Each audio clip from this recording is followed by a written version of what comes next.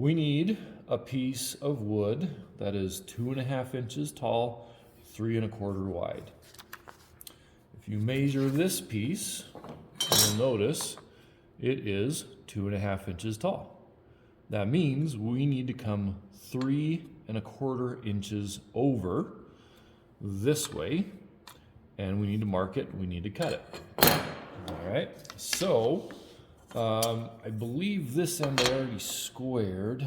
Yeah, it looks pretty good, but I'm gonna pretend that I don't have a square end yet, okay?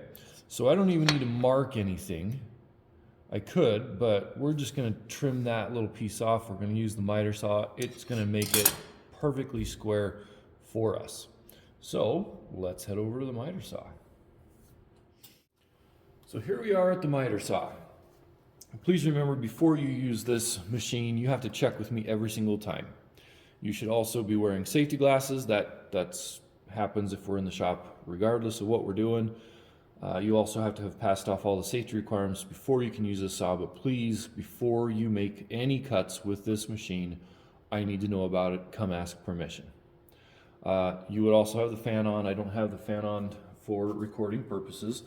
But we're gonna lift this up. We're gonna make sure it's square on the table, square against the back of the fence here. And I'm gonna line this up, and we just wanna trim just the smallest piece off, about right there. And let's give her a go.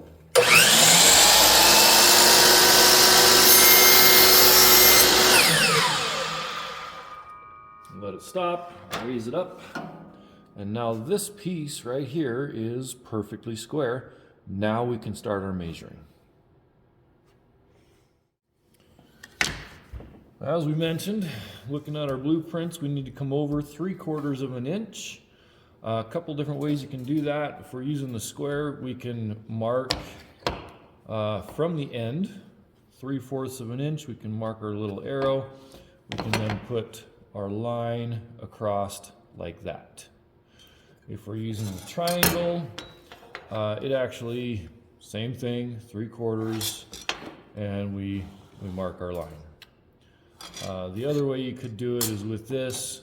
If you look, this ends at 8 inches, so you could come 8 minus 3/4, so you got 1, 2, 3 1/4, and mark it that way. Any of those ways work. So we're gonna mark over at, again, 3/4 of an inch, put a little arrow, turn your square or triangle this way, and we're gonna mark a line. Okay, and measure twice, cut once, double check it, make sure it's accurate.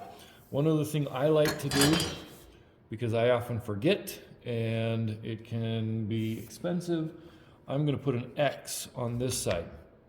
That way I know this is my piece, this side is not. That means when I cut, the blade needs to be on this side of the wood, because remember, the blade actually has a thickness. We're gonna lose about that much wood. If I had the blade on this side, my piece is gonna be short by the width of a blade. So let's go cut that. We're gonna repeat that process again, so we end up with 2 of these. We're gonna do one at a time.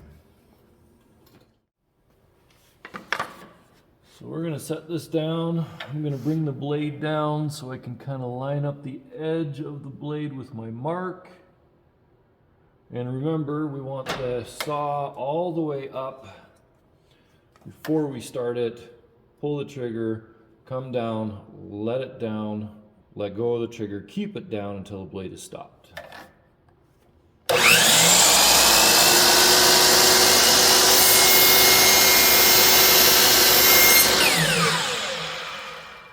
Just like that.